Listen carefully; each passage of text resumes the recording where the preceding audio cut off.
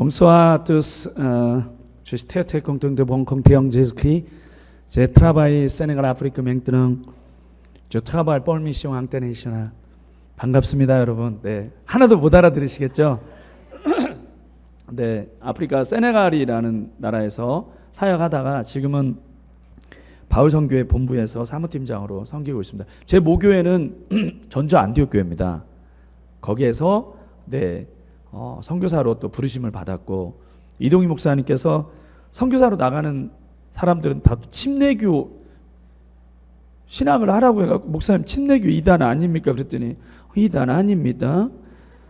전 세계적으로는 침례교가 가장 큽니다. 해서 침례교 목사가 됐는데 지금 사역은 또 합동 측에서 하고 있습니다. 그래서 저는 세계교단을 섭렵하고 있습니다. 네. 어쨌든 주 안에서 뵙게 돼서 너무 반갑고요. 오늘 헌신에 대해서 제가 얼마나, 여기 어르신들도 많이 계시는데 주님만 의지할 딸입니다. 오늘 말씀은 여러분이 제가 넘기는 거잖아요. 여기서 말씀을 읽었고, 여러분 요즘 핫한 이슈가 되고 있는 말이 있는데, 가성비라는 말이 있습니다. 처음 안 들어보셨을 거예요. 가성비라는 말, 그렇죠? 가성비가 뭔 뜻일까요? 가성비, 아리까리하죠. 아는 말 같은데, 간단히 말하면 가격 대비 성능 비율, 앞자리만 따가지고 가성비라고 하는 거죠. 가격 대비 성능 비율에 어떻게 보면 효율적으로 물건을 살 때나, 저희 이제 바울선교 센터가 김제 만경에 있는데 한 달에 전기요금이 500만 원씩 나와요. 많이 나오잖아요. 그게 이제 저희가 쓰는 것도 있지만 외부 교회에서 와서 성경학교도 하고 수련회도 하고 하다 보니까 500만 원, 이렇게 겨울에는 700만 원. 살림 못 하겠더라고요. 이렇게 참가비 받아갖고 전기요금도 잘 못 낼 것 같아요. 그래갖고 최근에 지붕에다가 엄청나게 큰 태양광을 설치를 했습니다. 태양광을 설치하면 전기요금이 훨씬 더 조금 나오겠죠. 태양광은 전기요금에 대한 가성비입니다. 그렇죠, 여러분? 그리고 제가 광림교회 올 때, 이거 회사 차량 선전하면 안 되는데, 하이브리드, 저기 이제 검정색인데 이제 하얀색을 타고 왔어요. 하이브리드 승합차를 타고 왔는데 연비가 20km가 넘더라고요. 와, 디젤 차가 하나 또 있거든요. 저희 승합차가 연비가 잘 나오면 9km 나오는데, 하이브리드 차를 했더니 20km가 넘게 나오는 거예요. 얼마나 좋아요. 가성비에는 너무 좋은 차인 것 같습니다. 이렇게 가성비는 우리 실생활에 있어서 너무 좋은 거죠. 그 여러분들 여기에서는 마트를 어디로 가시나? 여기 호자동 홈플러스 가시나? 홈플러스에 가시면 원뿔원 사시잖아요. 그죠? 장 볼 때 가성비입니다. 하나 더 주잖아요. 이렇게 우리에게는 가성비가 너무나 좋고 효율적이고 삶에 있어서 정말 따지지 않고는 살 수 없는 것이 가성비인데, 신앙생활 할 때도 이게 가성비가 적용이 되는지 그거를 먼저 조금 살펴봤으면 좋겠습니다. 가성비를 따지자고 한다면 오후 예배 안 나오고, 우리가 육체적으로 쉬는 것이 에너지도 없고, 어디 놀러 가면 맑은 공기도 좀 쐬고, 아니면 어디 가서 일이라도 한다면 경제적으로 도움이 되기 때문에, 가성비에는 예배 드리는 것보다 쉰다든지 가족끼리 놀러 간다든지 돈을 번다든지, 그러면 영적인 거 말고 삶에 있어서 그게 좀 낫지 않을까요? 그렇죠? 용기 있는 권사님, 용기가 있으십니다. 그래서 우리가 하나님 나라의 가성비는 어떠한 것이고, 그 예수님께서는 가성비에 대해서 어떻게 적용이 되셨는지를 한번 살펴봤으면 좋겠습니다. 여러분 너무도 잘 아는 이사야서 말씀, 저기에도 그가 찔림은 요 말씀이 있네요. 사순절에 꼭 우리가 묵상하는 말씀이죠. 저 말씀 앞에 예수님은 어떻게 외형을 가지셨는지 예수님의 외적인 부분에 대해서 말씀을 놨어요. 한번 제가 읽어보도록 하겠습니다. 그는 주 앞에서 자라나기를 연한 순 같고 마른 땅에서 나온 뿌리 같아서. 여러분, 가뭄이 너무 오래 들어가지고 땅이 그냥 아주 쩍 갈라붙었고 딱딱해요. 거기서 만약에 정말 뿌리가 나온다든지 순이 나온다고 한다면 그거 어떻게 생겼을까요? 굉장히 힘든 모양으로 생겼을 거예요. 그죠? 비가 많이 오고 뭐 황토 땅에서 그런 거름도 많이 먹고 그런 땅의 조건에서 나와야 순이 좀 풍성하고 뭐라고 할까요? 쑥쑥 잘 자라고 그럴 텐데 마른 땅에서 나온 뿌리래요. 그러니까 굉장히 풍성하지 않고 보잘것없는 그런 상태겠죠. 그래서 뭐라고 했냐면 고운 모양도 없고 풍채도 없대요. 어떤 분이요? 예수님께서. 우리가 성화 가운데 바라보는 장발에 온화하게 생기고 잘생기신 예수님하고는 조금 거리가 먼 것 같습니다. 고운 모양이 없대요. 풍채도 없대요.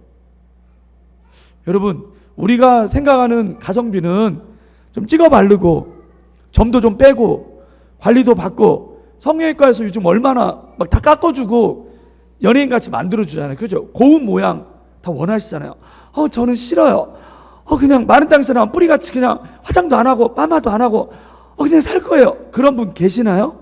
여기서 보니까 어찌나 화장을 곱게 하셨는지, 네, 염색도 하시고 예쁜 고운 모양으로 권사님들이 앉아 계신 것 같아요. 풍채도 없으시대요. 여러분, 자가용 끌고 다니시죠? 그죠? 나는 풍채 좋은 차 원하지 않아. 그냥 아주 소형차, 작은 차면 돼. 조금이라도 여유가 있다면 풍채 좋은 차, 큰 차, 남들이 부러워할 만한 차. 요즘은 뭐 TV 선전에 자동차 선전하는데 차를 보면서 성공했구만 뭐 이렇게 선전을 만들어서 남자분들은 자존심을 건드려서 뭐요, 자동차가 이게 뭐 나의 성공의 척도를 말하는 거요? 그러면 풍채 좋은 차를 좀 사야지 뭐 이렇게 되는 거잖아요. 집도 마찬가지 아닙니까, 여러분? 나는 저희 안디옥 교회는 그 캐치 프레이어가 불편하게 살자거든요. 그래가지고 거기에 이제 젖어들었죠. 주일학교도 불편하게 살아야 되기 때문에 모든 교회가 그러는 건 아닙니다. 좀 특별한 교회입니다. 아이들이 낸 헌금의 70%를 뺏어가요. 뺏어가가지고 선교헌금을 보내죠. 교사들 일절 없습니다. 교사 회비를 내면서 교사를 해야 되기 때문에 교회 저 이제 주일학교 제작교회 가기 전에 유년부에서 2년, 초등부에서 2년 또 이렇게 사역을 했는데 예전에는 그냥 풍금 하나 있었어요. 아무것도 없고 그냥 불편하게 살자 그 모토 때문에. 그런데 요즘은 만약에 이러면 진짜 큰일 날 거예요. 그죠? 네. 하여튼 그 교회는 그렇고 하여튼 깡총같이 생겨가지고 겨울에는 연기 냄새 때문에 힘들었어요. 장작됐거든요. 그 여름에는 이렇게 들어가면 에어컨 넣은 지가 얼마 안 돼요. 저 청년 때는 더워 죽는 줄 알았습니다. 양철로 돼가지고. 그리고 비가 한번 오잖아요. 그러면 시원하잖아요. 시끄러워서 예배를 드릴 수가 없었어요. 양철댁이라 빗소리 때문에.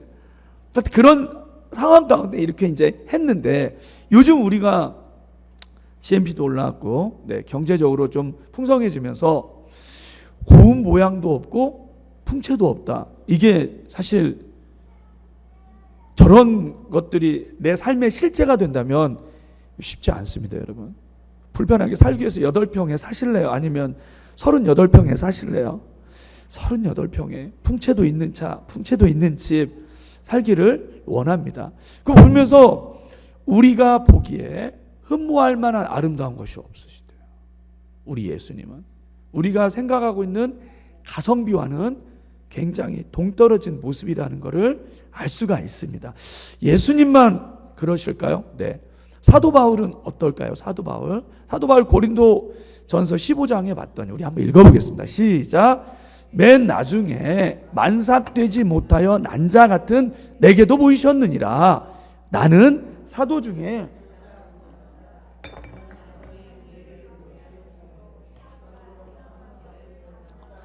하나님께서 사도 바울을 사용하셨는데 세상에 만삭되지 못하여 난 자, 그리고 사도 중에서도 가장 작은 자, 게다가 하나님의 교회를, 예수님의 제자들을 핍박하고 박해하던 스데반 집사님이 어떻게 순교했죠? 사도 바울의 박해로 인해서 돌에 맞아 순교를 했잖아요. 어떻게 보면 정말 우리가 생각하는 가성비하고는 동떨어져 있습니다. 교회에서도 예를 들면 여러분 헌신해야 됩니다. 저는 중학교도 못 나왔어요. 글도 간신히 깨쳤어요. 노래도 못하고요. 은사도 없고 할 줄 아는 것이 없습니다. 이렇게 말하는 분들 많이 있습니다. 그렇죠? 그럼에도 불구하고 사도 바울은 어떻다고요? 만삭되지 못하여 난 자 같은, 그리고 사도 중에서 가장 작은 자, 게다가 교회라도 열심히 생활하면 저분은 저렇게 열심히 헌신도 했는데 저런 분이 당연히 신도회 회장을 하고 교사다고 해야지, 그렇게 생각할 텐데 오히려 교회를 박해하던 그런 자인데 예수님께 간택을 받아서 사도로서 그런 사역을 감당했다라고 하는 것이죠. 한번 좀 더 들어가 보도록 하겠습니다. 네. 고린도전서 12장 9절입니다. 한번 읽어보겠습니다. 시작. 나에게 이르시기를 내 은혜가 내게 적하도다. 이는 내 능력이 약한 데서 온전하여 짐이라 하신지라. 내 능력이 약한 데서, 하나님 제가 사도로서 이런 사역을 하려면 하나님 저에게는 이런 간질병이 있는데 정말 은혜가 안 됩니다. 제 병도 못 고치는데 제가 누구에게 안수를 해서 병을 고칠 수 있습니까? 하나님 제 병을 고쳐주십시오. 그는 그렇게 간절히 기도했습니다. 3번이나 기도했습니다. 근데 하나님이, 예수님께서 뭐라고 하셨나요? 야, 네가 약할 때 내 능력이 온전해지는 거야. 세상에 가성비 따지지 마 임마. 네가 약할 때 내가 그제서 일하는 거야. 네가 만약에 강하다면, 네가 만약에 똑똑하다면, 네가 만약에 잘났다면 네 머리, 네 학식, 네 경험 그거 의지할 거 아니야 이놈아. 그래서 하나님 나라의 가성비는 너희가 생각하는 그런 효율적이고 똑똑하고 학위 높고 그런 자를 쓰는 게 아니야. 하나님 나라에서는 어린아이와 같은 자가 큰 자인 거야. 너희가 생각하는 가성비 그게 아니야. 그렇게 말씀해주고 계시는 거죠. 헌신 예배를 통해서 여러분은 어떻습니까? 혹시 주님 올해는 정말 안 하고 싶어요. 저 아시잖아요. 쓴뿌리도 많고 학식도 그렇고 저 은사도 없고 찬양도 못하고 저는 아니에요. 이렇게 생각하시는 계신가요? 예수님이 보실 때는 여러분이 약하면 약할수록 그런 여러분을 통해 영광 받으시길 원하시고 하나님 나라의 가성비는 높아진다는 사실을, 아멘이십니까? 물질도 마찬가지죠. 여러분, 저희는 이제 선교단체잖아요. 1년에 100억 이상의 헌금이 들어옵니다. 안디옥 교회에 있었을 때도 선교하는 교회이기 때문에 여러분 정말 돈 많은 분이 헌금을 많이 낼까요? 아니면 저분은 정말 본인 먹고 살기도 힘들겠다 이런 분이 헌금을 많이 낼까요? 둘 중에 하나인데 찍어보세요. 놀라운 건 여러분, 경제적으로 힘든 분일수록 헌금을 많이 내시더라고요. 저분은 저분은 저렇게 많이 가지고 계시니까 헌금 많이 하시겠다. 아니에요. 신기한 건 가진 것이 별로 없는 분일수록 많이 내시더라고요. 그게 하나님 나라의 원리고 하나님 나라의 가성비인 것 같습니다. 헌금이라는 건 주께 받은 은혜가 감사하면 감사할수록 더 내는 거 아닌가요? 그렇죠?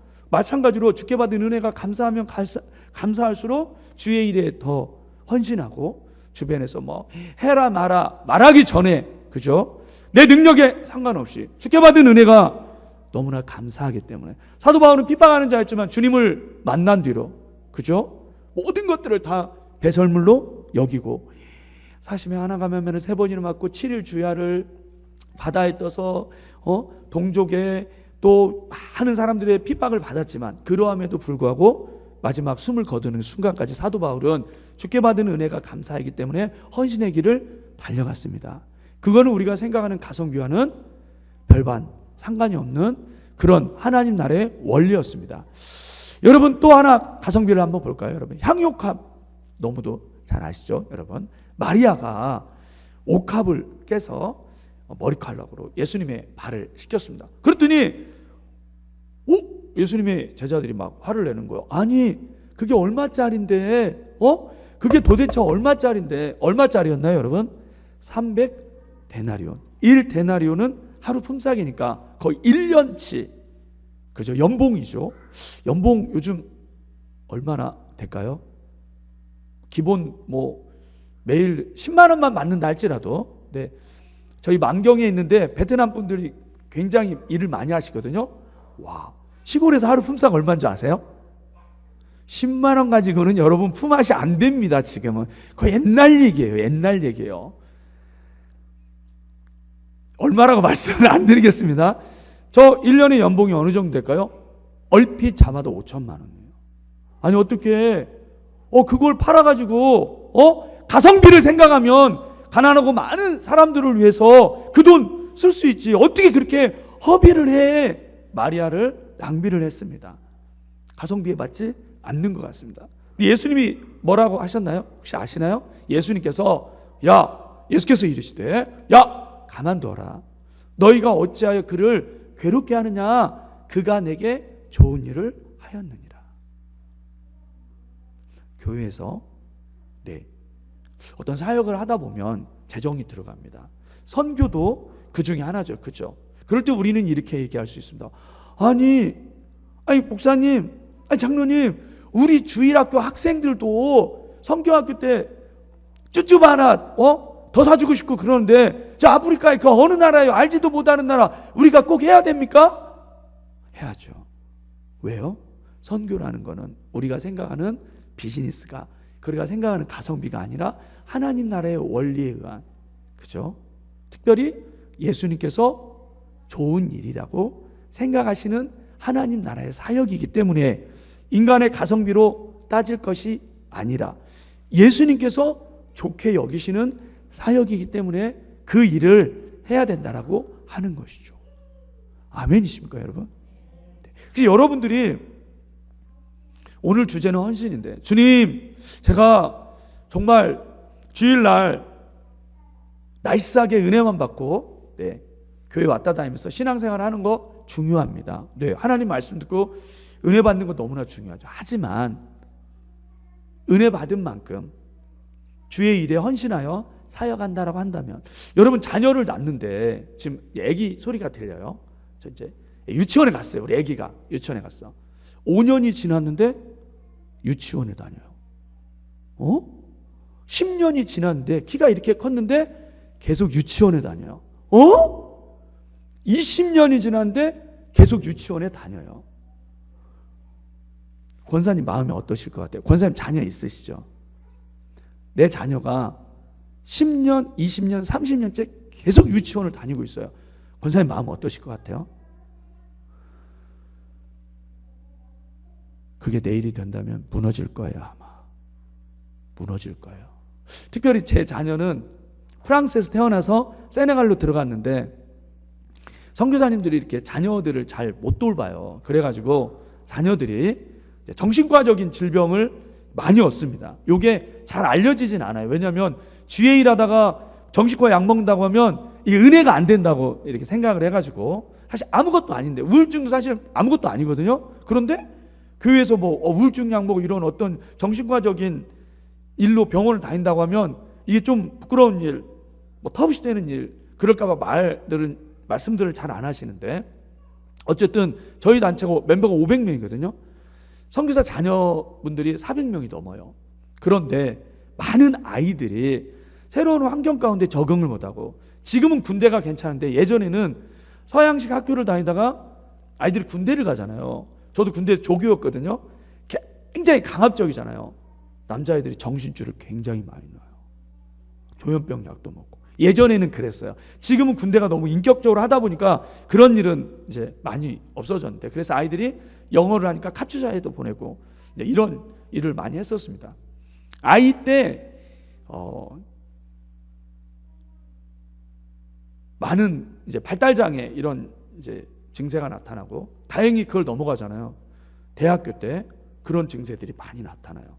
한국에서 사역하고 계시는 선교사님들의 70%가 한국에 지금 많이 들어와 계십니다. 이주민 사역, 뭐 다문화 이주민 사역 들어보셨나요? 네.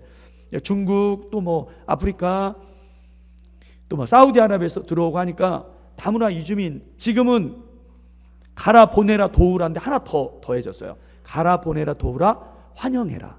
우리나라에 지금 이주민이 공식적으로 290만 명, 비공식적으로 시골에서도 지금 베트남 분들 없으면 일 못해요. 그래가지고 플랜카드 보면 불법 이주민들 쫓아내지 마라. 농사는 김제 군수가 지을래, 시장이 지을래, 막 이게 있어요. 그래갖고 그런 분들을 못 쫓아내는 거예요. 그래서 F1 비자, F2 비자 이런 거 들어보셨나요?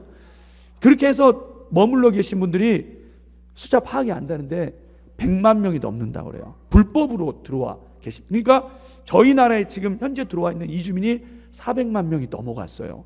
저희 인구가 5천만 명이잖아요. 10분의 1이 이주민들이에요. 유학생들. 거기에 지금 전북대학교도 지금 인근에 원룸이 난리 났어요. 왠지 아세요?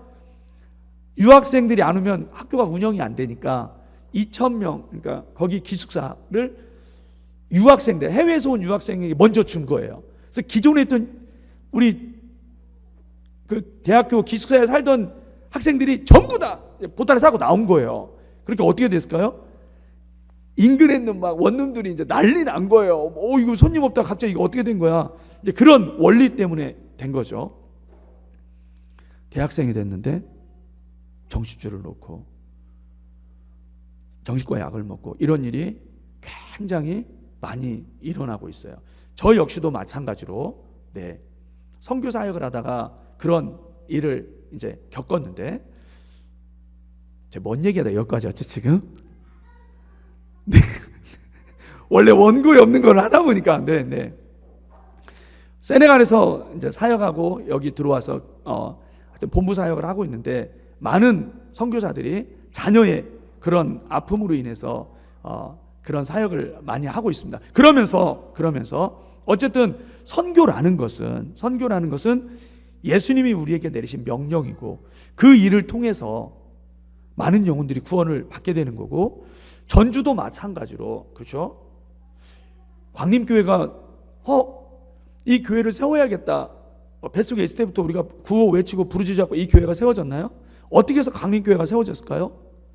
100년 전에 이 땅에 들어왔던 선교사님들이 복음을 전했고, 복음을 들었던 우리의 할아버지 세대들, 부모님 세대들이 교회를 세우고 계속해서 다음 세대들에게까지 복음을 전하는 게 아닐까요? 그죠? 그래서 선교라는 것은, 하나님 나라의 사역이라는 것은 경제적으로 비즈니스가 아니기 때문에 효율적으로 따질 일이 결코 아닌 것이죠. 우리 주님이 기뻐하시는 일이기 때문에 그 일을 하는 것이고, 우리가 교회에서 헌신하고 봉사하고 교사로서 많은 일들 감당하는 것도 마찬가지로, 내가 달란트가 없고 내가 능력이 부족하다 할지라도 주께 받은 은혜가 너무나 크기 때문에 그 일을 감당하는 거 아니겠습니까? 아까 주일학교 얘기를 했잖아요. 이제 생각이 났습니다. 저희 자녀가 10년, 20년이 됐는데도 계속 유치원을 다닌다고 한다면 무너질 거예요. 아이가 학교에 갔으면 지적으로 성장을 하고, 그렇죠? 대학교도 졸업하고 직장도 가야 되고 사회생활도 해야 되고, 사회생활을 하면서 뭣도 해야 됩니까?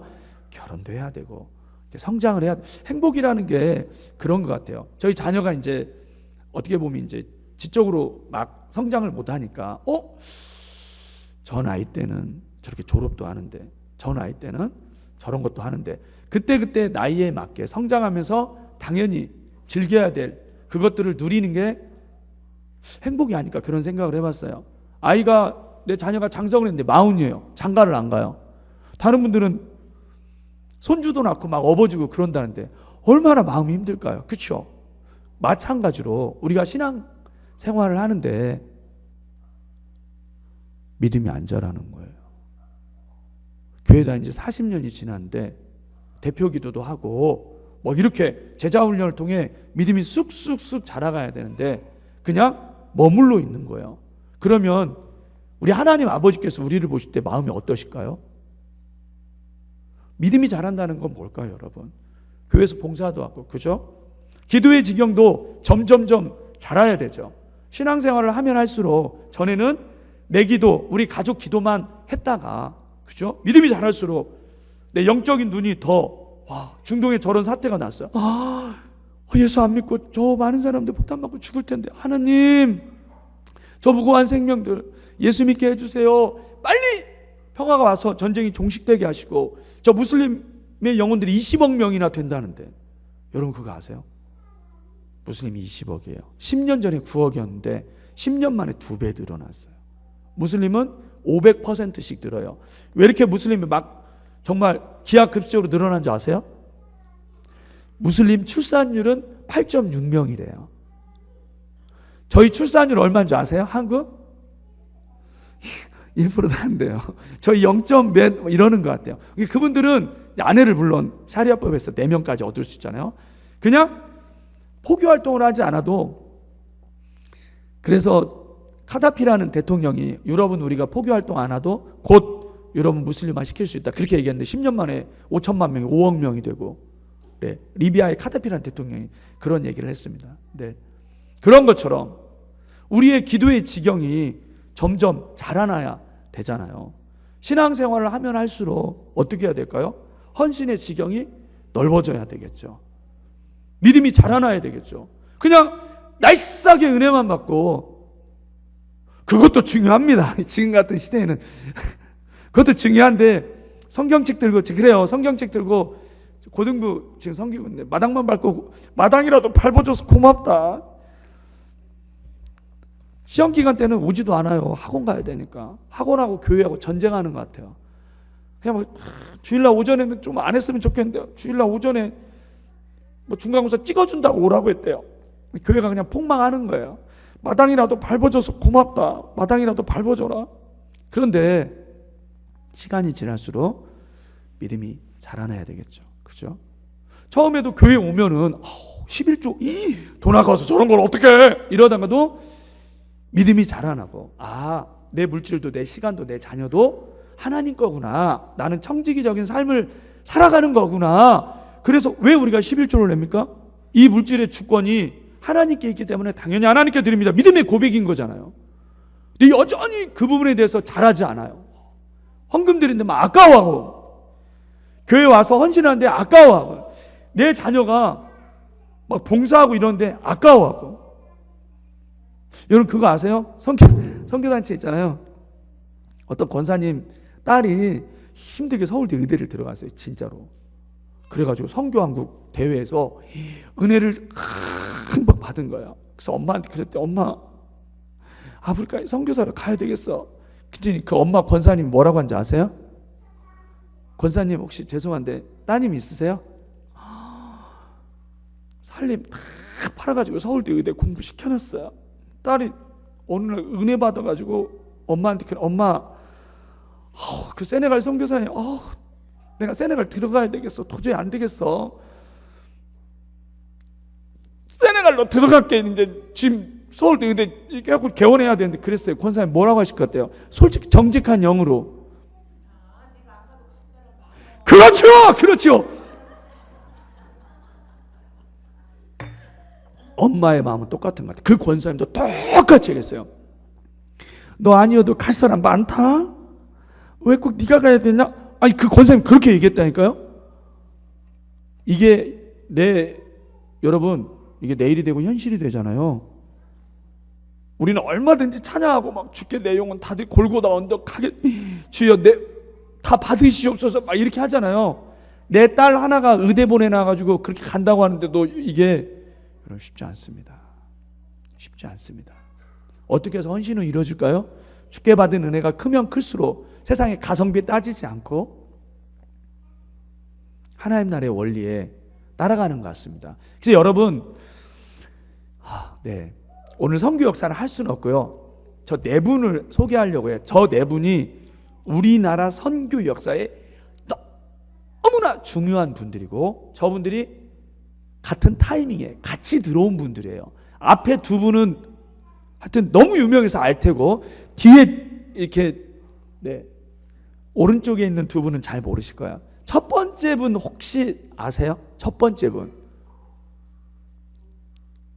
첫 번째 분은 좀 아실 것 같아요. 첫 번째. 너무 할아버지 때 사진을 놔서 잘 모르시나? 네. 연세대학교를 세운 분, 우리나라 세문안교회 최초의 장로교회를 세웠던 분, 너무나 유명한 우리나라 선교의 아버지라는 분이에요. 저분이 언더우드 선교사님입니다. 언더우드. 중요한 거는 26살에 들어왔어요. 요게 중요합니다, 여러분. 26살에. 두 번째 있는 분이 저분도 언더우드 선교사님은 우리나라 장로교에 이제 들어왔고 감리교를 가지고 들어왔던 아펜젤러 선교사입니다. 저분도 굉장히 유명하죠. 서울의 배제학당, 정동 감리교회 해서 독립운동가들도 많이 배출했던 아펜젤러라는 선교사님. 아펜젤러 선교사님은 군산에 아펜젤러 기념교회가 2개나 있어요. 왜 그럴까요? 어청도 앞에서 선박 침몰로 가마구마마누라는 증기선 타고 가다가 돌아가셨어요. 요 얘기 조금 이따 할게요. 이분은 메리 스크런턴이라는 여사인데 52세에 들어왔어요. 우리나라의 선교사님들이 다 20대 때 들어왔는데 유일하게 50대에 들어오신 분이 저분이에요. 저분이 이화여자대학교를 세운 분입니다. 그분의 아들 윌리엄 스크랜턴이라는 선교사님입니다. 이분들이 같이 들어왔어요. 이분들이 어떻게 해서 들어오게 됐나? 저기 한가운데 갓쓴 분 계세요? 보이나요? 저분이 이수정이라는 분인데 우리나라 선교 역사에 너무나 중요한 일을 하셨던 분이에요. 기억해야 되겠죠, 그죠?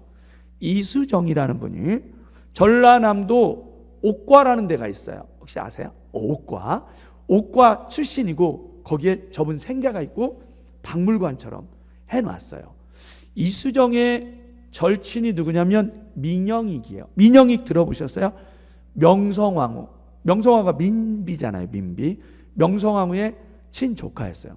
1882년에 이모군란이 일어났을 때 90군대가 신식군대 차별받아가지고 막 궁을 불태웠던, 난을 일으켰던, 그래서 민영익이가 저 이수정 절친에게 자네는 명성황후를 좀 피난시켜 줄 수 있겠는가 그랬더니 이수정이 명성황후를 지게에다 싣고 가만히를 덮은 다음에 성을 빠져나갔어요. 그때 90군대가 막 칼 들고 지키고 서 있는 거야. 뭐야? 이거 거름내 가는 겁니다 해가지고 냄새 나니까 그죠? 막 겉에다가 막 거름처럼 했겠죠. 명성황후가 고생을 많이 했어요. 그래서 무사히 성을 빠져나가고 충주까지 대피를 했어요. 이모군란이라는 난이 다 진압된 다음에 저분이 그 공을 인정받아가지고 신사유람단과 함께 일본에 갈 수 있는 기회가 생겼고 일본에 발달되어 있는 기술을 배워오라고 유학을 보낸 거죠. 유학길에 갔어요. 일본의 삿포로 농과대학에 갔어요. 그랬더니 거기에 쯔다센이라는 일본 농과대 교수님을 만난 거예요. 그 교수님이 그런 얘기를 했어요. 자네는 유학생이라고 들었는데 혹시 공자 아는가? 공자? 공자 모르는 사람이 어디 있습니까? 공자 알죠? 그랬더니 공자의 말씀은 집안을 환하게 비치는 호롱불과 같네. 혹시 예수에 대해서 아는가? 예수는 전혀 모르죠. 예수요? 전혀 모르는데요? 예수는 어떤 사람입니까? 그랬더니 그 쯔다센이라는 그 교수님, 그분이 일찍이 네덜란드 가서 개종하고 왔거든요. 예수라는 사람이 있는데 그분의 말씀은 온 세상을 환하게 비치는 태양빛과 같네. 이렇게 얘기를 하는 거예요. 깜짝 놀랐죠. 공자는 얼마나 위대한 사람입니까?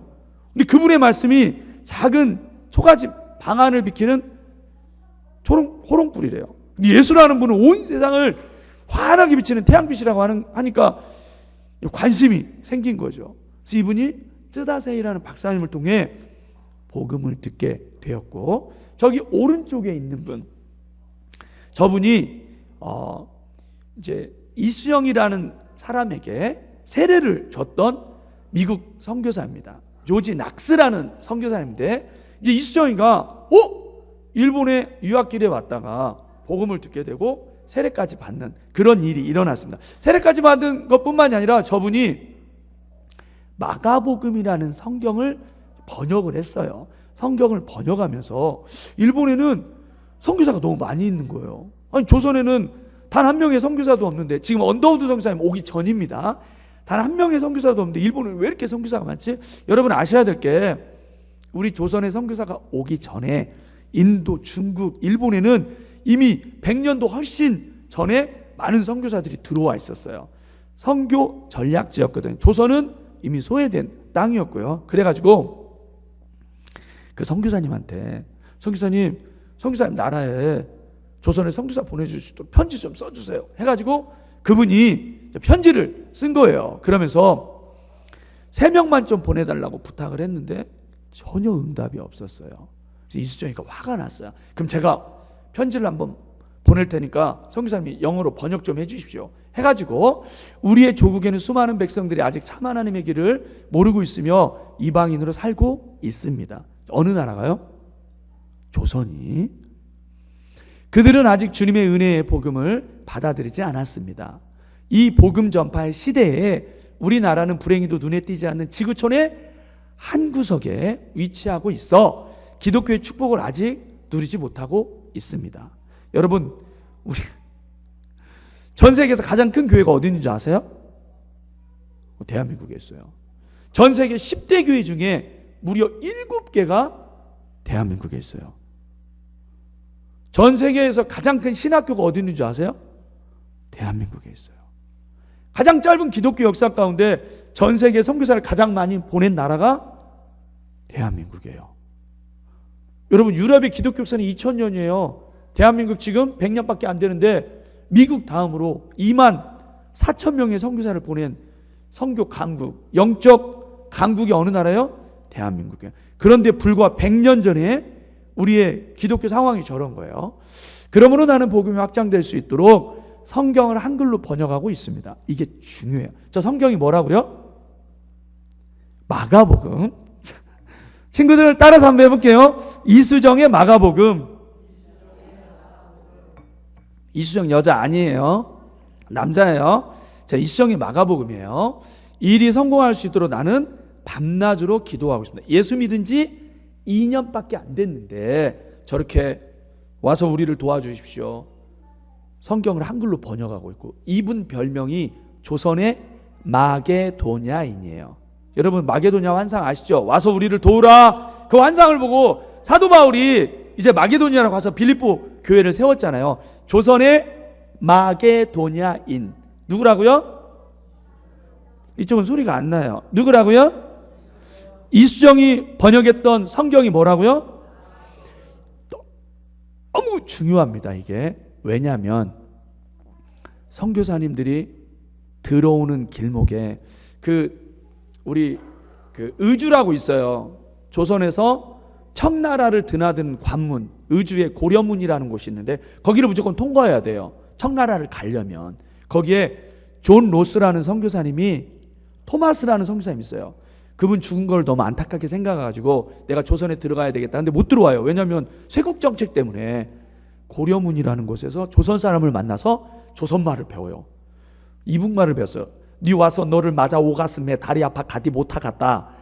내래 막 이런 말을 배워요. 그래가지고 1880년 우리나라 최초의 순 한글 성경 누가복음을 번역을 해요. 그게 1882년이에요. 자, 마가복음을 이수정이가 1884년에 일본의 요코하마에서 번역을 해놓은 거예요. 이게 왜 중요하냐면 언더우드 선교사님이 우리나라 들어올 때가 1885년 뒤에, 1년 뒤에, 아까 그 옆에 아펜젤레와 수많은 분들이 우리나라로 들어오려면 청나라를 통해서 의주를 거쳐서 들어오든지 샌프란시스코 통해서 요코하마 찍고 부산 찍고 제물포 찍고 들어오는 거예요. 우리나라로 들어오려면. 이거 말고는 방법이 없어요. 우리나라 들어오는 길목에 성경을 미리 번역해 놓고 선교사님들을 기다렸던 유일한 전 세계의 민족이 하나 있으니 그게 어느 나라예요? 그게 우리나라예요. 여러분, 이거는 엄청난 일이에요. 언더우드 선교사님 아까 몇 살에? 26살에, 아펜젤레 27살에 그렇게 어린 나이에 들어와서 연세대 세우고 세문안교회 세우고 세브란스 병원 그렇게 크게 만들고, 이런 일이 왜 가능한 줄 아세요? 요코하마에서 이수정을 만났어요. 여러분, 제가 여러분에게 편지를 썼던 장본인입니다. 제가 여러분을 위해 성경을 미리 번역해 놨습니다. 조선에 들어갈 때 이 성경을 가지고 들어가십시오. 그리고 저에게 조선말을 배워서 들어가십시오. 6개월간을 조선말을 가르치고 번역되어 있는 순 한글 성경을 가지고 들어온 거예요. 그러니까 이분들이 이렇게 빨리 사역이 열리고 사역의 열매를 맺을 수 있었던 것은 이수정의 헌신이 거기 있었기 때문인 거예요. 이수정이 나중에 이게 발각이 됐어요. 야! 너 일본에 가서 발달되어 있는 농업기술을 배워라 했더니 선교사들 만나가지고 세례받고 선교사 돕는 일을 해? 끌려갔어요. 사대문 앞에서 목이 잘려 죽었어요. 이분이. 아무도 반응하지 않습니다. 그랬더니 귀국은 미국에 편지를 보냈어요. 미국은 기독교 국가로 우리에게 알려져 있습니다. 그러나 만일 여러분들이 우리에게 복음을 전하지 않는다면 다른 민족들이 선교사를 보낼 것이라고 걱정되는 바입니다. 이렇게 한 거예요. 지금 예수 믿은 지 2년밖에 안 된 조선의 청년이 미국에 기독교 국가 미국에다가 야 미국 선교사 안 보내? 안 보내도 돼. 나 걱정된다. 돌들을 통해 아브라함 자손이 되게 할 수 있는 전지전능한 하나님은 미국이 선교사 안 보내면 다른 민족을 통해서도 기어이 선교사를 보낼 거야. 너에게 있는 촛대가 옮겨질걸? 내가 걱정된다? 이 얘기를 좋은 거예요. 여기 혹시 교사하고 계신 분 계세요? 교사. 주일학교 교사 한번 손 들어봐 주세요. 어찌 이렇게 다 이리저리 잘 빠져나가셨네요. 교사라면 중고등부는 있잖아요. 진짜 할 때마다 선생님들이 집사님들이 시험 든대요. 왠지 아세요?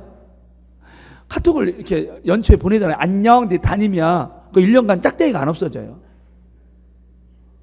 진짜예요. 엊그제도 신방 간다고 제가 전화했더니 누구세요? 막 이러는 거예요. 나야 했더니 나 누구? 너 장난하지 마 임마. 저한테 목사님이야 임마. 깜짝 놀래요. 세상에 카톡 읽지도 않고 그리고 주일날 되면은 햄버거 세트 메뉴 사주세요 막 그딴 소리 하고 막 하고 시험 들어요. 내년엔 안 해야지. 정말 힘든 것 같아요. 주일학교 교사들이 그 헌신하기가. 그럼에도 불구하고 우리는 헌신해야 되는 거죠. 그죠? 다 얘기했잖아요. 왜 헌신해야 되는가. 헌신을 만약에 안 한다 그럼 저는 그렇게 얘기해요. 헌신하지 마세요. 안 해도 돼요. 하나님께서는 김 집사님이 만약에 안 하면 박 집사님 통해서 결국에는 하실 분이에요. 우리 하나님께서는. 하지만 집사님에게 돌아갈 상급이 없어질걸요? 막 이러면서. 네. 지금 이수정이 그 얘기를 하고 있는 거예요. 지금.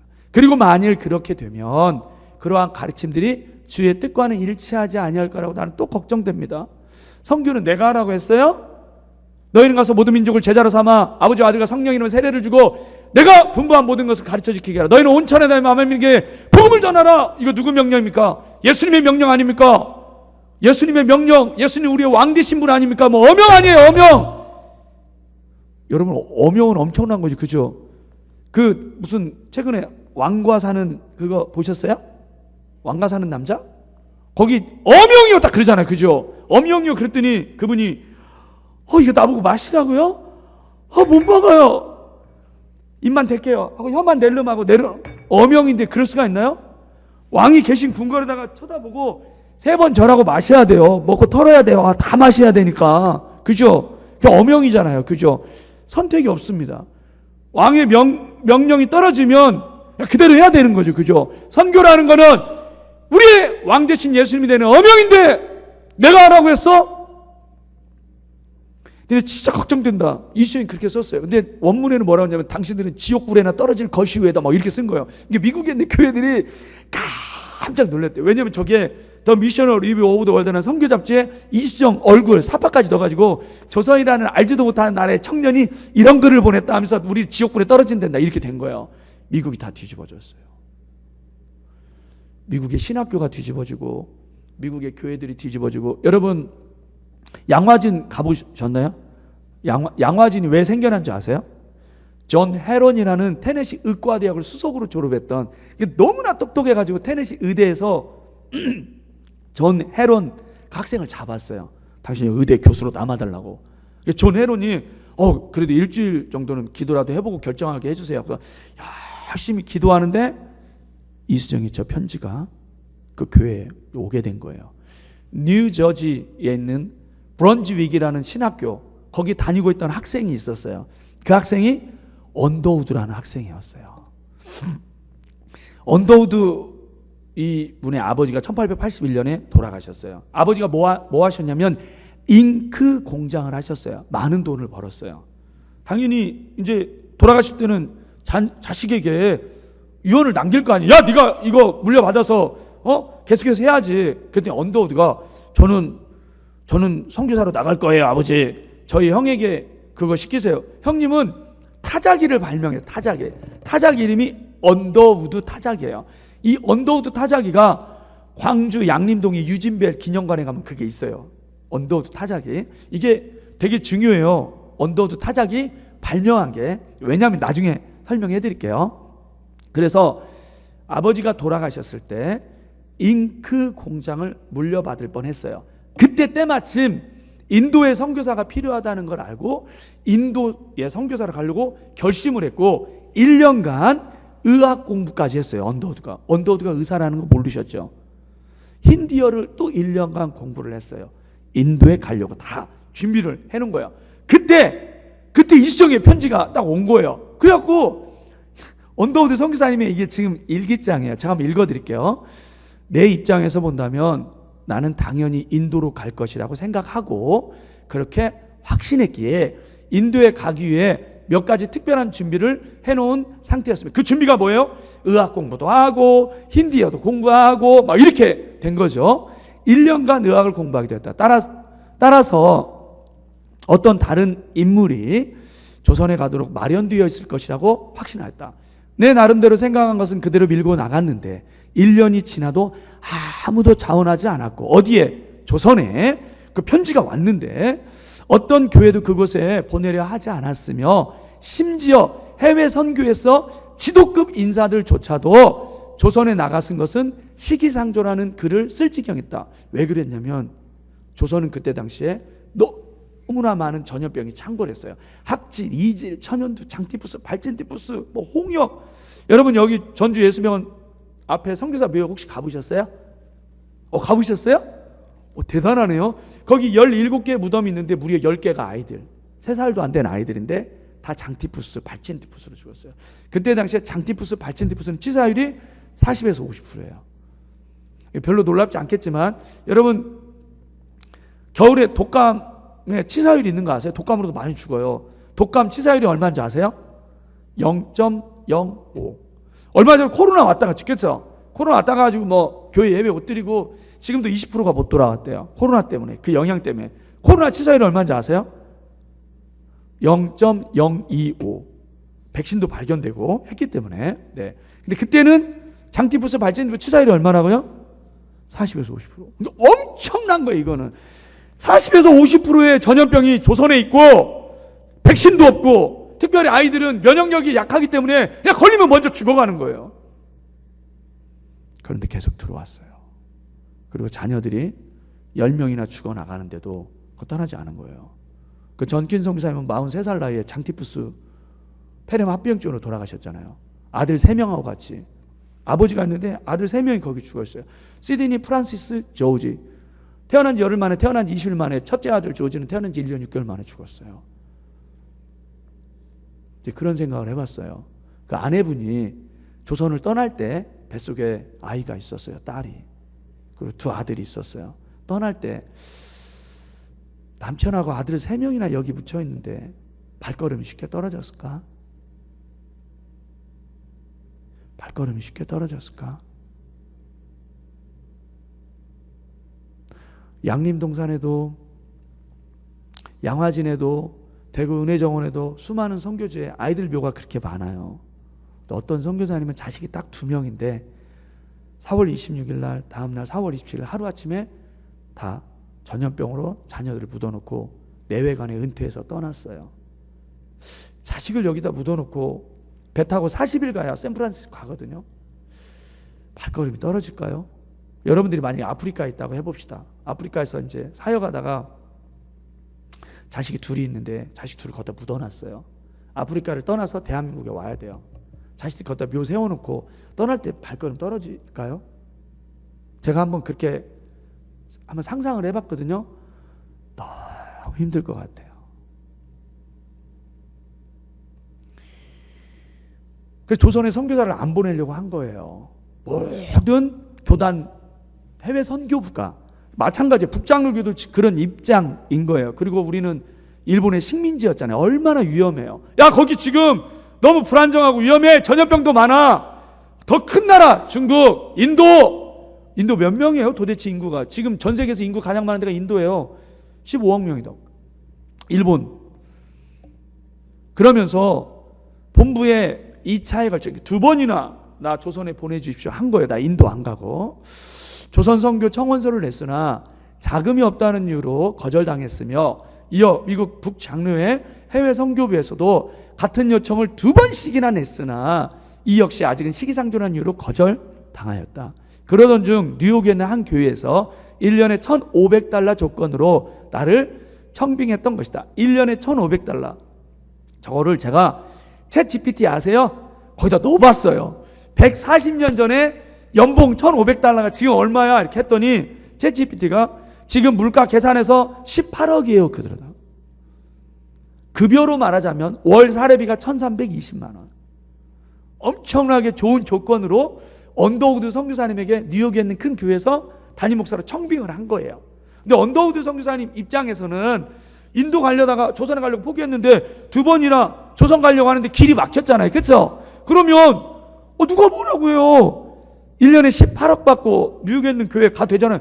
누구나 가다 이건 하나님 뜻이구나. 길이 막혔구나. 그렇게 생각할 수 있잖아요. 그렇죠? $1,500 조건으로 나를 청빙했던 것이다. 나는 그런 방향으로 마음을 굳히고 뉴욕 교회에 청빙 수락 편지를 썼어요. 알겠습니다. 길이 막혔는데 당신 교회 담임 목사로 가겠습니다. 이거 써가지고 이걸 봉투에 넣어가지고 우체통에 간 거예요. 우체통에 막 집어 넣으려고 하는데 성령께서 그런 음성을 주시는 거죠. 조선에 갈 사람이 하나도 없다니 조선은 어떻게 되겠느냐, 이런 음성이 들린 거예요.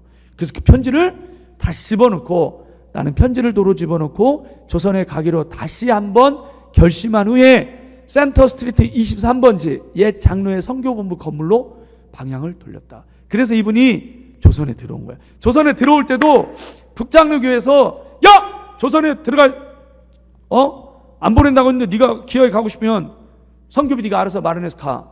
여러분, 그때 샌프란시스코에서 조선 올 때 배 타고 왔는데 40일 걸렸어요. 한 사람 뱃삭시 얼마인 줄 아세요? 집 3채 값이었대요. 집 3채 값. 뱃삭만 집 3채 값이에요. 집 사야 되잖아요. 한 채, 4채예요. 살림살이도 사고 막 해야 되잖아요. 그렇죠? 돈이 엄청나게 필요했어요. 그 헌금을 어떻게 할까요? 언더우드 선교사님 형님이 타자기 발명했다고 했잖아요. 이게 대박이 터진 거예요. 그래서 $500를 헌금을 했어요. $500를 지금 또 물가로 계산해갖고 챗GPT 알려줘 그랬더니 160억 헌금을 한 거예요. 여러분, 우리는 주님이 우리에게 내리신 선교의 명령에 가든지, 가기 싫으면 어떻게 해요? 보내든지, 둘 중에 하나 해야 되잖아요. 그렇죠? 아멘이십니까? 난 도저히 못 갈 거예요. 그런 분은 어떻게 하면 돼요? 160억씩 헌금하면 돼요. 나는 없어요. 그럼 그냥 몸으로 가시면 되고요. 지금은 실버 선교사님, 시니어 선교사님 하도 많아가지고요. 은퇴하고 65세부터 제2의 인생을 아프리카에서 해가지고 저희 많이 받고 있어요. 계속 오고 있어요. 걱정하지 마세요. 보내드릴게요.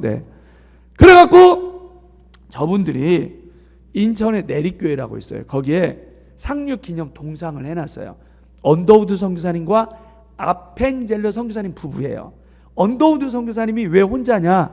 원래 같이 오려고 했던 약혼녀가 있었어요. 근데 아니 인도로 간다면서요? 조선이요? 조선은 인도는 커리 먹는데 조선은 뭘 먹어요? 이렇게 물어본 거예요. 실제로 잘 모르겠는데요. 몰라요? 그럼 나 몸 아프면 어떻게 해요? 병원은 있어요? 그러니까 언더우드 선교사님이 모르겠는데 계속 그렇게 얘기를 하는 거예요. 여자친구가 약혼녀가 짜증이 났어요. 그럼 도대체 조선에 대해 아는 게 뭐예요? 짜증을 냈어요. 근데 언더우드 선교사님이 1,000만 명 이상의 사람들이 복음을 듣지 못한 채로 죽어져 가고 있다는 사실은 내가 알고 있습니다. 얼마나 멋있어요. 그렇죠? 권사님, 만약에 사위가 이런 멋있는 말을 한다면 어떻게 하실 거예요? 연봉은 뭐고, 뭐 직장 어디 다녀, 이런 거 묻지도 따지도 않고 저런 멋진 말을 한다면 바로 받겠지, 그죠? 아니에요? 지금 생각 중에 계시네요? 약혼녀가 파혼을 했어요. 혼자 들어왔어요. 그래서 약혼녀하고 같이 들어와야 되는데 파혼 당했다니까요. 그러면 조선에 안 들어와도 되잖아요. 그쵸? 파혼을 안 당해봐서 모르시나요?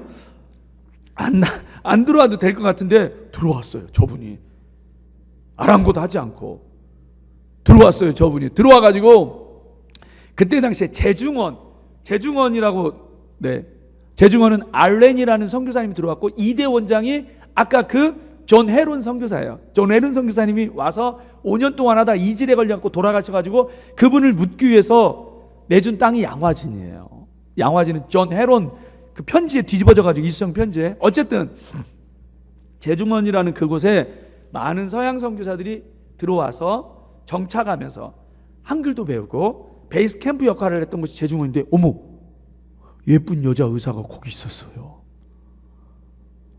그 여자 의사가 언더우드 선교사님의 이 듬직한 믿음에 뿅 간 거예요. 청혼을 했어요.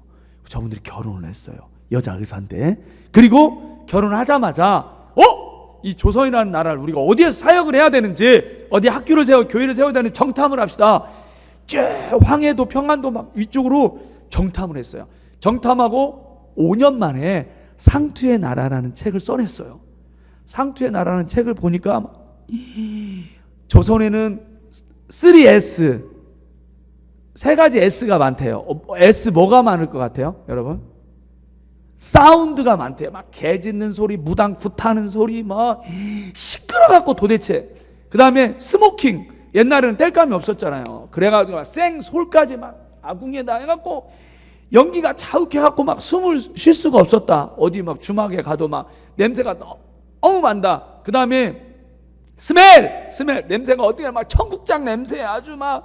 그 다음에 꼬랑내 사람들 뭐 하여튼 이 냄새 고생을 지긋지긋하게 많이 하고 막 이 벼룩 빈대에 막 하여튼 그렇게 고생을 많이 했다는 내용이 상투의 나라는 책에 썼는데, 첫 페이지를 딱 열면 헌사가 나와요. 헌사. 이 책을 누구에게 바칩니다. 뭐라고 썼냐면, 내 생에 가장 행복했던 시간을 회상하며 나의 남편에게 이 작은 책을 드립니다. 여러분, 내 생에 가장 힘든 시기였어요. 그런데 뭐라고 썼어요? 가장 행복했대요. 왜 저런 표현을 썼을까요? 사랑하니까. 남편을 너무 사랑하니까. 만약에 언더우드 선교사님이 저 릴리아스를 안 만나고 그 짜증내고 어째 그 문딩이 같은 그 약혼녀랑 들어왔어, 결혼했어, 어쩔 뻔했어요. 팍 터지게 싼말하고 이제 이혼하고 조선 선교 역사가 연세대 세워지지도 않았어요. 세문학교에 어쩔 뻔했어요. 언더우드 선교사님이 우리나라에서 했던 가장 위대한 사역이 혹시 뭔지 아세요, 여러분? 어떤 사역일 것 같아요? 언더우드 선교사님이 했던 정말 많은 일을 했거든요. 가장 위대한 사역은 성경을 한글로 번역하는 일을 끝낸 분이에요. 자, 지금 저쪽에서는 누가복음이 어떤 말로 되어 있다고 했어요? 네 와서 너를 맞아 오갔음에 다리 아파 가디 못하 갔다. 이거 평양 이북말로 성경이 쓰여진 거예요. 근데 우리는 못 읽잖아요. 그렇죠? 만약에 성경이 예수님이 오병이어를 일으키셨는데 참말로 죽었다 막 이런 사투리로 써 있어 봐요. 어떻게 되겠어요? 언더우드 선교사님이 550번이나 성경 번역자 모임을 만들었어요. 거기에서 가장 큰 역할을 했던 분이 누구냐면 신흥고등학교를 세운 레이놀즈라는 선교사님인데, 그분이 히브리어, 헬라어, 독일어, 영어, 프랑스 5개국어에 능통했어요. 언더우드 선교사님의 소원은 내가 이거 빨리 표준어로 번역해야 되는데 정말 언어에 은사 있는 분만 만나게 해주세요 했는데 레이놀즈 선교사님이 나타난 거예요. 그분을 만나가지고 550번이나 성경 번역자 모임을 만들었어요. 아펜젤레 선교사님이 왜 돌아가신 줄 아세요? 야, 성경 번역자 모임을 왜 맨날 한양에서만 해? 목포에서도 한번 해! 목포에서 열었는데 아펜젤레 선교사님이 독립 운동에 가담할 청년들 키워낸다는 소식 듣고 일본 경찰들이 조사를 한 거예요. 성경 번역 전문이 늦었어요. 어떻게 하면 빨리 서울에서 목포로 갈 수 있지? 증기선 타고 가면 돼 해가지고 인천에서 증기선 타고 막 가다가 어청도 앞에서 충돌로 돌아가신 거예요.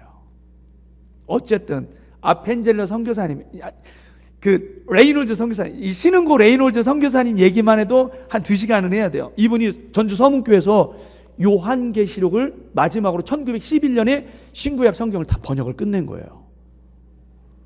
신흥고 나온 분 계세요 혹시?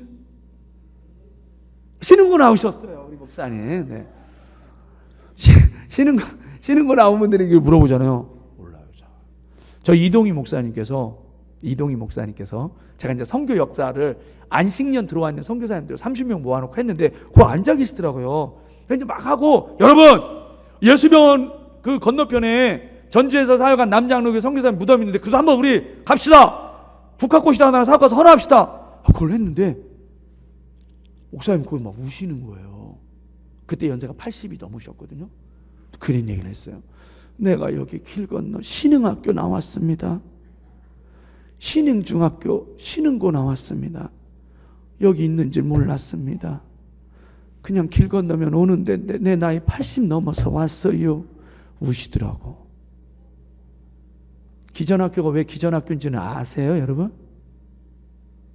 전킨 선교, 아들 3명하고 같이 죽었던 전킨 선교사님의 사연이 너무나 슬퍼가지고, 야 우리가 그 전킨 선교사님 기념해야 되지 않겠냐. 그래가지고 1900년 4월 24일 세웠던 전주 여학교 이름을 기념하자 전킨을 해서 기전학교로 바꿨어요. 기전학교 나오신 분 계세요? 괜찮아요. 뭐라고 안 할게요. 기전학교 뜻도 몰라요. 기전학교 뜻도 몰라요. 신흥교가 어떤 일을 했는지 엊그제 3월 13일 날 3.1 만세운동 일으켰잖아요. 그죠? 군산에서는 3월 5일 날 3.5 만세운동이에요. 전주에서는 3월 13일 날 신흥학교 기전학교에서 그 만세운동을 일으킨 거예요. 누가 한 거예요? 다 선교사님들이 이 땅에 독립을 위해서 학생들을 키워, 유관순환으로 마찬가지고. 이따 보여드릴게요. 네. 언더우드 선교사님 헌신하지 않아도 됐어요. 계속 막혔어요. 아버지 돌아가시고 인도로 가려다 조선 오려고 했는데 뉴욕에 있는 큰 교회에서 청빙하고, 그럼에도 그 모든 건 내려놓고 조선 오려고 하는데 약혼녀가 파혼을 시켰어요. 계속해서 길이 막혔어요. 그럼에도 불구하고 언더우드 선교사님은 주께 받은 은혜가 너무 크기 때문에 그럼에도 불구하고 조선에 들어오신 거예요. 언더우드 선교사님 여러분, 양화진에 7명이 묻혀 계세요. 언더우드 선교사님 4대에 7명이 이 땅에 헌신을 했어요. 연세대학교에서 다 대한민국에 다 기증하셨어요.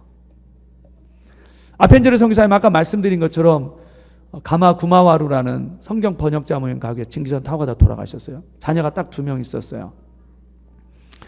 다치 아펜젤러라는 아들하고 레베카라는 딸이 있었는데, 아버지가 돌아가시면 선교지 떠나도 되잖아요. 그렇죠?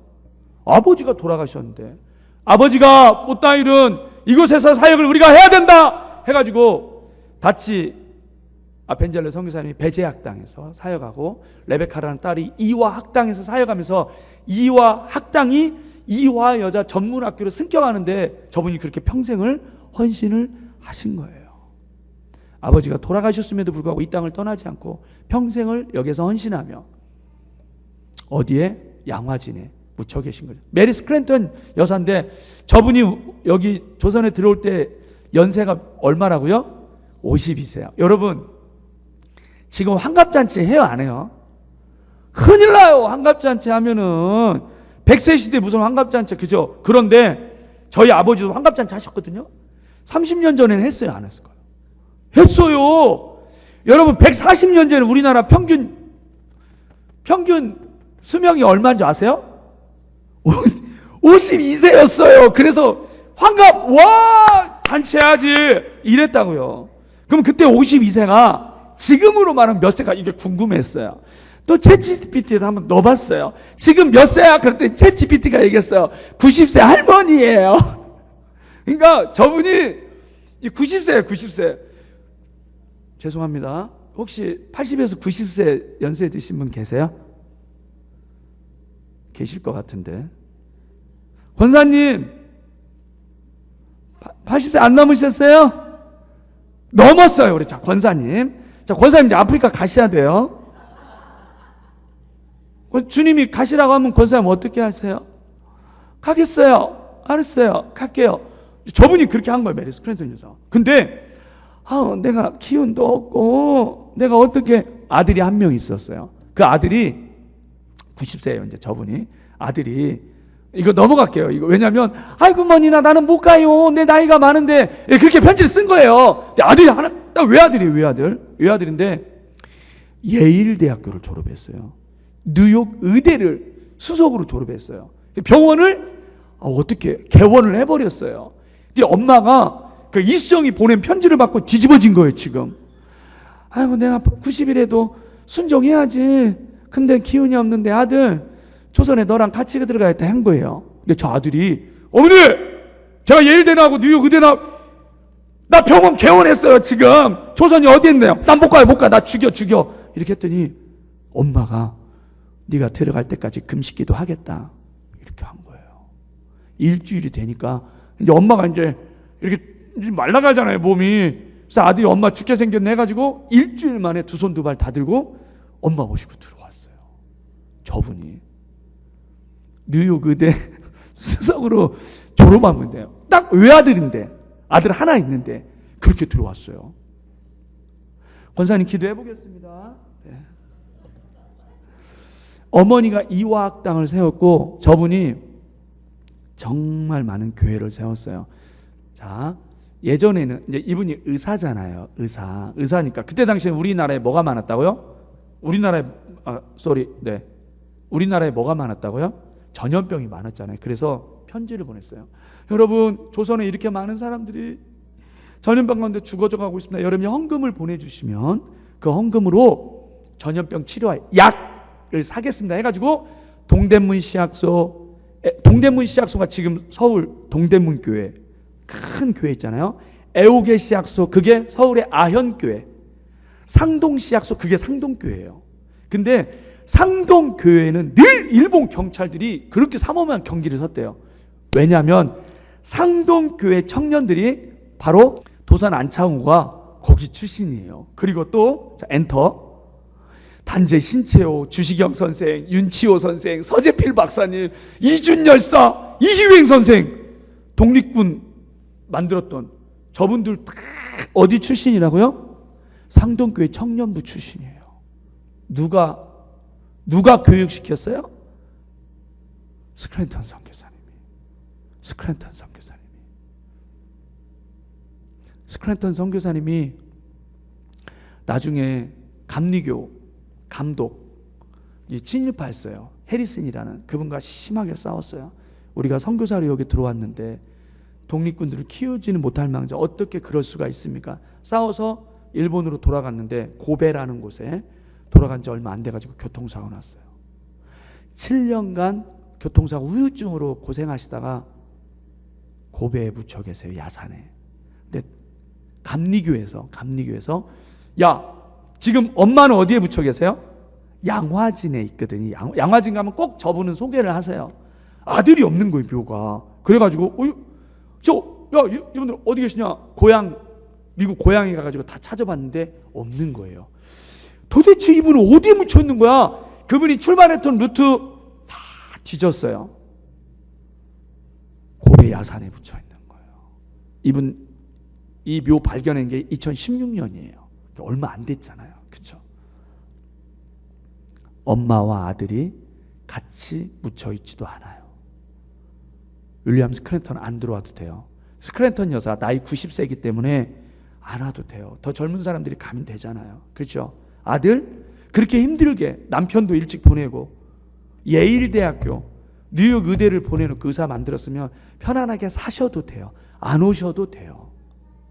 그런데 이 땅에 와서 수많은 교회와 병원과 독립운동가를 키워내셨어요. 그리고 말년에 교통사고 후유증으로 고생 하시다가 지금 저분의 묘 발견된 지가 이제 얼마 안 된다니까요. 알아주지도 않아요. 조선에 들어올 길이 다 막혔지만 그럼에도 불구하고 헌신함으로 이 땅에 들어오셨어요. 윌리엄 해밀턴 쇼라는, 여러분 이분을 좀 기억해야 돼요. 왜냐하면 이분이 평양에서 선교사님 자녀예요. 윌리엄 얼쇼라는 선교사님의 자녀인데, 윌리엄 얼쇼 선교사님 평양 신학교 교수님이셨어요. 한국말을 그렇게 잘했대요. 저 아들도 한국말을 그렇게 잘했대요. 저희 모자가 보니까 우리나라 해군을 창설한 분이에요. 저분이 원래는 해안 경비대인데 그게 이제 해군이 됐죠. 군복무를 했어요. 선교사님 아들이 우리 군복무 의무가 있을까요, 없을까요? 없어요. 근데 굳이 우리나라 군대에 입대해가지고 해군을 창설했다니까요. 그리고 미국에 돌아갔어요. 미국에 돌아가서 하버드 대학교에서 박사 학위를 따려고 공부하고 있는데 그때 6.25 전쟁이 터진 거예요. 그래서 아버지한테, 아버지, 내가 사랑하는 이 조선 대한민국 땅에 전쟁이 일어났는데 내가 거기 들어가기 원합니다. 그때 아버지가, 야!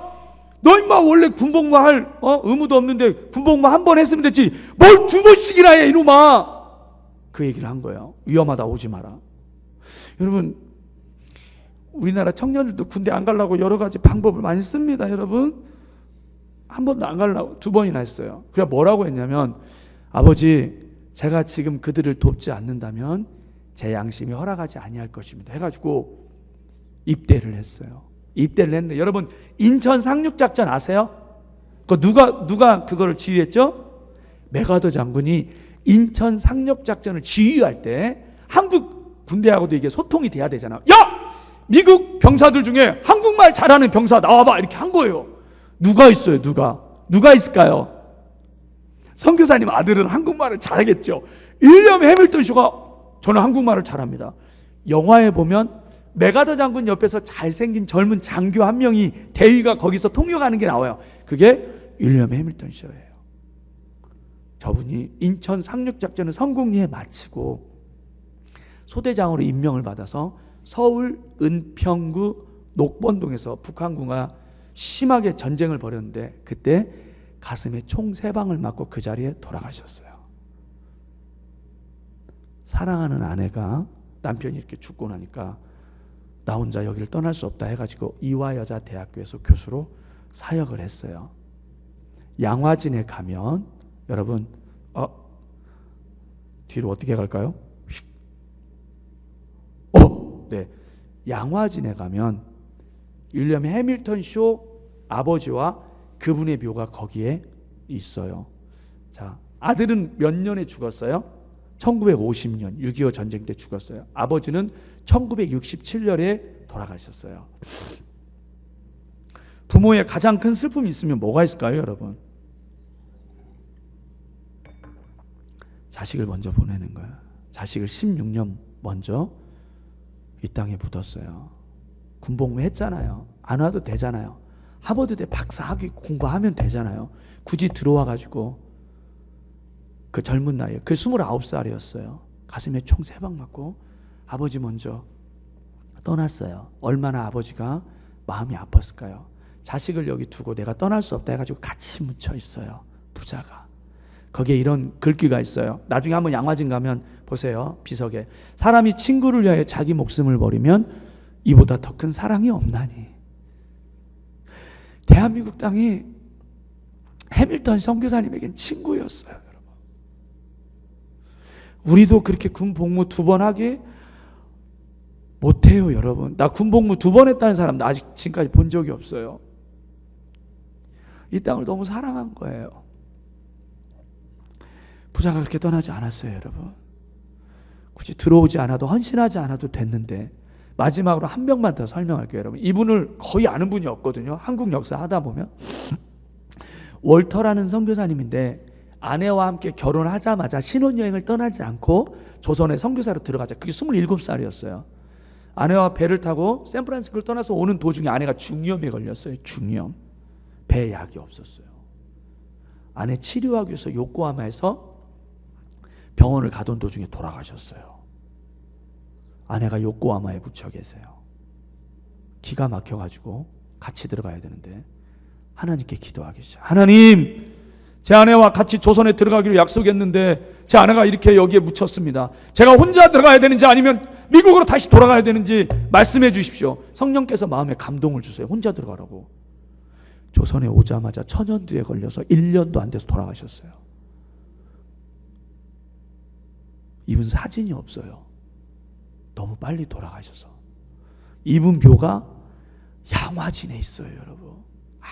아무도 이분 묘 설명도 안 해주고 기억도 못 해줘요. 뭐라고 써 있는지 아세요? 하나님께 죽도록 충성을 다하였느니라.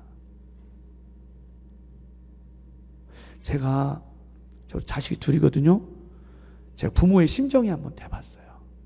며느리는 일본에 그렇게 허망하게 죽어있고 아들은 양화진에 묻혀있는, 부부가 같이 묻혀있지도 않아요. 아내가 그렇게 죽었으면 돌아가도 되잖아요. 돌아가도 되잖아요. 길이 막혔잖아요. 그렇게 헌신 안 해도 되잖아요. 들어오자마자 천연두에 걸려서 죽었어요. 이분 사진도 없어요. 기억해 주는 분이 없어요. 오늘 말씀이에요. 한번 읽어봅시다. 시작. 형제들아, 내가 여러 번 너희에게 가고자 한 것을 너희가 모르기를 원하지 아니야. 너희가 모르기를 원하지 않는다. 이게 다른 말로 하면 뭐죠? 이중 부정이잖아요. 너희가 알기를 원한다. 형제들아, 내가 여러 번 계속해서 너희에게 가고자 한 것을 너희가 알았으면 좋겠어. 그렇게 얘기를 하는 거예요. 이는 너희 중에서도 다른 이방인 중에서와 같이 열매를 맺게 함이로되 지금까지 길이 막혔다. 얘들아, 내가 너희들에게 계속 가려고 하는데 길이 막혔어, 길이. 근데 이걸 너희가 좀 알았으면 좋겠어. 그래서 못 간다는 걸 너희가 알았으면 좋겠어. 그 얘기를 하는 거예요. 그래서 뭐라고 했어요? 헬라이나 야만이나 지혜 있는 자나 어리석은 자에게 다 내가 빚진 자다. 길이 막혔지만 내가 빚진 자다. 내가 오늘날 교회에서 장로로, 권사로, 집사로 교회에서 봉사하며 신앙생활 할 수 있는 것, 누군가 나를 위해 복음을 전했고 보이지 않는 그곳에서 내 신앙을 위해 눈물로 기도했고, 나의 나된 것은 내가 잘나서 그렇게 된 게 아니라 누군가가 눈물로 기도했기 때문에 보이지 않는 그들, 헬라이나 야만이나 지혜 있는 자, 나는 몰라 그들을. 그럼에도 불구하고 나는 그들에게 빚진 자야. 그들에게 빚진 자야. 여러분에게 계속해서 가고자 했지만 길이 막혔어. 그런데 나는 빚진 자야. 그러므로 나는 빚진 자이기 때문에, 그러므로 나는 할 수 있는 대로 로마에 있는 너희에게 복음 전하기를 원한다. 길이 막혔지만 그러므로 나는 복음에 빚진 자이기 때문에 내가 광림교회에서 헌신할 수 있는 그 이유는 나는 빚진 자야. 나는 복음에 빚진 자야. 여러분, 그러므로 여러분 할 수 있는 대로 어떤 일을 하고 계십니까? 할 수 있는 대로 지금 어떤 일을 하고 계십니까? 한국에 와서 제가 너무 놀랬던 것은, 여러분 있잖아요, 우리나라 5천만 동포들이 그냥 스마트폰에 쩔어 사는 것 같아요. 서울 가면 기가 막혀. 서울 자주 가거든요. 지하철 타잖아요. 한 명도 빠짐없이 다 그거 보고 있어요. 아파트 타가지고 인사하죠. 쳐다도 안 봐요. 인사. 왜 그럴까요? 스마트폰 본이라고. 운전하다가 앞차가 안 가요. 100% 스마트폰 아니라고 신호등 바뀐 것도 몰라요. 애들이 얼마나 게임에 빠져 있는지. 여러분, 옛날에는 있잖아요, 저희 때는 전자오락실 가서 그 갤러그라고 그거 50원 넣고 했거든요. 초등학교 때 그랬어요. 지금 30대, 40대, 50대 얼마나 많은 어른들이 게임에 빠져 있는지 아세요, 여러분? 유튜브에. 여러분 아셔야 돼요. 스마트폰에 귀신 살고 있는 거 아시죠? 온 나라가 할 수 있는 대로 아주 그냥 스마트폰에 절어가지고, 아주 기도를 그렇게 했으면, 주의 말씀을 그렇게 봤으면 아마 우리나라 뒤집어졌을 거예요. 지금 우리나라 교회가 성장이 멈췄어요. 선교사 지원도 하지 않아요. 서양의 수많은 교회들이 갔던 그 전철을 똑같이 밟고 있어요. 물질적으로 풍요해지니까 놀러 가야 되잖아요. 그죠? 돈을 써야 되잖아요. 우리 다음 세대 친구들도 고등 간다고 했잖아요. 얼마나 정말 풍요하게 사는지 아시잖아요. 옛날에 딸기를 어떻게 겨울에 먹었어요. 지금 먹고 싶은 거 다 먹을 수 있어요. 수박도 먹을 수 있어요. 내가 하고 싶은 거 다 할 수 있어요. 전 세계 어디든지 갈 수 있어요. 얼마나 물질적으로 풍요한 세상에 살고 있는지 몰라요. 이걸 놓지를 않아요. 이 세속적인 풍조가 교회까지 들어왔어요. 그래, 교회에서도 예배 시간에도 할 수 있는 대로 스마트폰을 봐요. 여러분, 저희 고등배들은 성경 갖고 다니나 봐요. 왠지 아세요? 성경은 기능이 하나밖에 없어요. 기능이 하나밖에. 스마트폰으로 성경 봐도 돼요. 그런데 얘는 기능이 너무 많아요. 성경 보고 있는데 다른 기능들이 유혹을 해요. 유혹을. 50가지도 넘어요. 얘는 기능이 딱 하나밖에 없는데 기능이 너무 많다고요, 얘가. 할 수 있는 대로 목사님 말씀에 집중하고 해야 되는데 할 수 있는 대로 그 기능 서빙하고 다녀요. 지금도 뭔 소리가 들리네요. 때마침. 여러분, 우리 신지훈 목사님, 너무 훌륭한 목사님 하나님께서 이 교회 보내주신 것 같아요. 저는 목사님 너무 훌륭하시고 말씀도 영성도 이 교회의 부흥이 목사님께 달려있다고 생각하지 않아요. 저는 어디에 달려있을까요? 여러분, 핑계대지 마세요. 시간이 없다고, 바쁘다고, 뭐 해야 된다고 핑계대지 마세요.